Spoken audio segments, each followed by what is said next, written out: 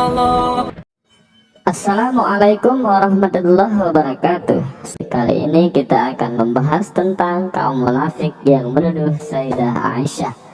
Sebelum melanjutkan video ini, jangan lupa klik like, share, dan subscribe channel ini. Terima kasih. Setelah gagal menyulut sentimen kesukuan di tengah para sahabat Rasulullah SAW, kaum munafik tidak lantas putus asa. Mereka memanfaatkan insiden lain untuk menyebar racun di tengah kaum muslimin. Kisah ini bermula ketika istri Nabi Shallallahu Alaihi Wasallam yang mendapat giliran menyertai beliau dalam perang Quraisy ini, yaitu Aisyah radhiyallahu an, kehilangan kalungnya saat perjalanan menuju Madinah pasca peperangan. Dalam perjalanan pulang itu, mereka beristirahat di sebuah tempat. Saat itu Sayyidah Aisyah keluar dari sekedupnya untuk suatu keperluan. Sekedup adalah semacam tandu yang berada di atas punggung unta. Ketika kembali ke sekedupnya, beliau kehilangan kalung. Akhirnya beliau keluar lagi untuk mencarinya. Saat kembali untuk yang kedua kali inilah beliau kehilangan rombongan, karena Rasulullah SAW telah memerintahkan para sahabat untuk berangkat.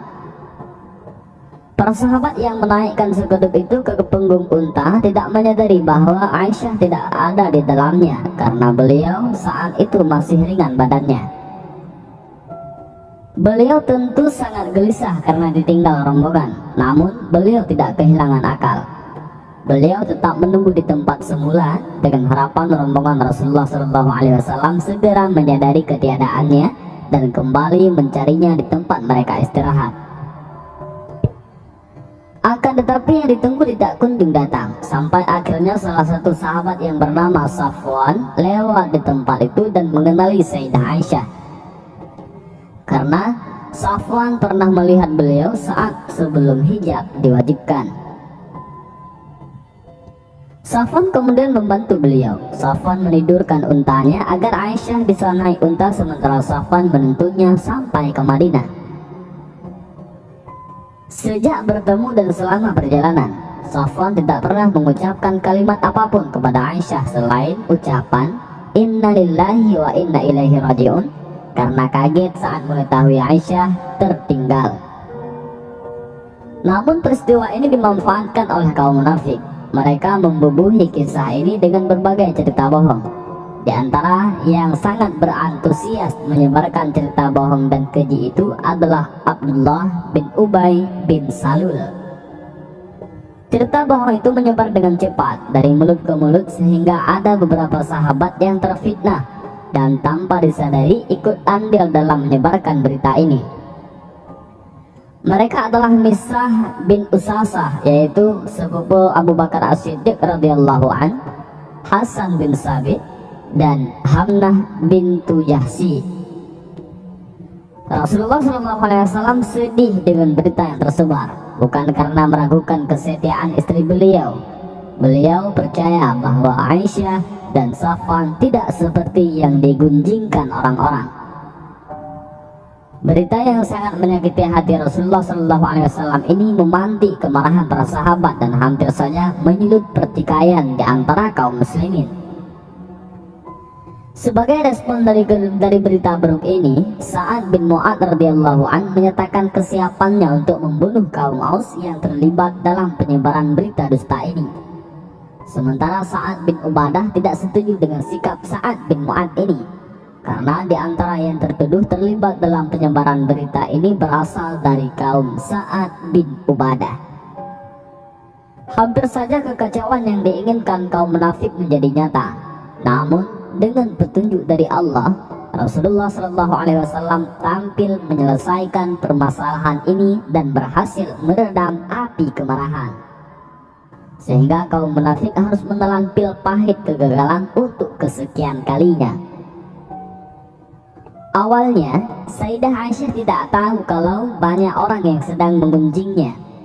Beliau baru menyadari hal itu ketika jatuh sakit dan meminta izin kepada Rasulullah untuk tinggal sementara waktu di rumah orang tua beliau, yaitu Abu Bakar As-Siddiq. Betapa sakit hati beliau ketika mendengarnya. Sejak saat itu beliau susah, bahkan tidak bisa tidur. Beliau berharap dan memohon agar Allah memberitahukan kepada nabinya melalui mimpi perihal permasalahan yang sedang dipergunjingkan khalayak ramai. Beliau merasa tidak pantas menjadi penyebab turunnya wahyu. Oleh karenanya, beliau berharap ada pemberitahuan lewat mimpi kepada nabinya. Sebulan penuh, Aisyah merasakan kepedihan dan juga Rasulullah SAW akibat ulah orang-orang munafik ini. Sampai akhirnya Allah menurunkan 10 ayat Al-Quran perihal berita dusta ini. Dengan turunnya ayat itu, maka permasalahan pun menjadi jelas. Rasulullah SAW dan Ummul Mukminin Aisyah merasa lega. Begitu juga yang dirasakan oleh kaum muslimin. Namun mereka merasa berang dengan orang-orang yang ikut andil dalam mencoreng nama baik Ummul Mukminin.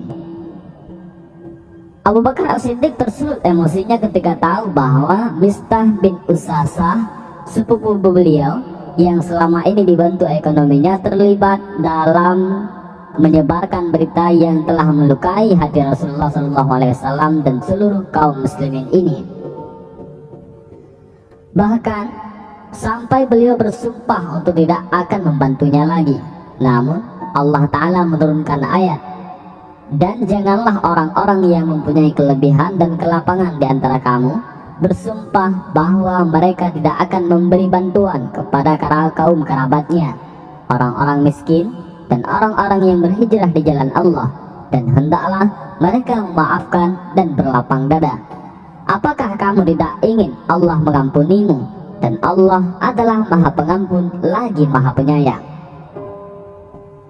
Akhirnya Abu Bakar pun membantu Mistah kembali karena mengharap ampunan dari Allah. Dalam 10 ayat yang turun itu, Allah mencela mereka yang terperangkap dalam jebakan orang-orang munafik dan memuji kaum mukminin yang tidak termakan isu ini dan menyikapinya dengan bijak sembari meyakini kedustaan berita ini. Di antara yang tersanjung dengan ayat ini adalah Abu Ayyub Al-Ansari radhiyallahu an.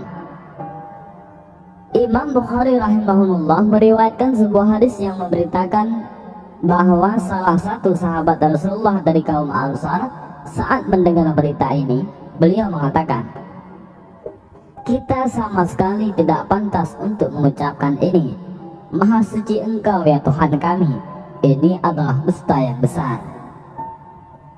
Ibnu Hajar menjelaskan bahwa orang ini adalah Abu Ayyub radhiyallahu an. Setelah perkara ini menjadi jelas, Rasulullah SAW kemudian menuntaskannya dengan memberikan sanksi kepada mereka yang terlibat. Pelajaran yang bisa kita ambil dari kisah Sayyidah Aisyah dituduh oleh orang munafik ini sangatlah banyak. Di antara lain adalah menyebarkan berita dusta merupakan salah satu metode kaum munafik dan musuh Islam untuk menyerang agama ini. Maka hendaknya kaum muslimin mengambil pelajaran dari kisah ini, terutama saat mendengar berita-berita yang menciderai nama kaum muslimin dan menyikapinya dengan bijak.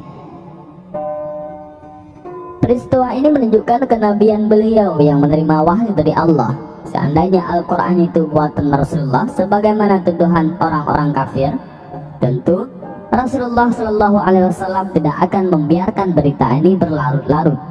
Namun faktanya menunjukkan bahwa beliau menunggu wahyu dari Allah. Kisah ini juga menunjukkan syariat penegakan had ataupun sanksi karena menuduh kepada orang yang terbukti telah menuduhkan perbuatan keji kepada kaum muslimin yang menjaga kehormatan mereka. Wallahu a'lam bishawab.